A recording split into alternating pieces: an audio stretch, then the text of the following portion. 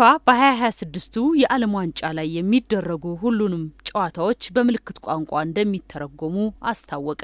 የእግር ኳስ አስተዳዳሪው አካል በይፋዊ ድረገጹ ላይ ባወጣው መግለጫ ይህንን ያስታወቀ ሲሆን ተነሳሽነቱን በመላው ዓለም ለሚገኙ ደጋፊዎች ይበልጥ አካታች የሆነ የውድድር ተሞክሮ ለመፍጠር የተደረገ ትልቅ እርምጃ ነው ሲል ገልጾታል። ለመጀመሪያ ጊዜ 48 ቡድኖችን የሚያሳትፈው የዘንድሮ ውድድር ከምንጊዜውም በላይ አካታች ይሆናል። በዘንድሮ ዓመት አዲስ የሆነውንና ለየትኛውም የፊፋ ውድድር የመጀመሪያ የሆነው የምልክት ቋንቋ ስርጭት በሁሉም ጨዋታዎች የሚገኝ ሲሆን ይህም በስቴዲየም ውስጥም ሆነ ከስቴዲየም ውጭ ያሉ ደጋፊዎች ሁሉንም ሂደቱንና ደስታውን እንዲከታተሉ ያስችሏቸዋል።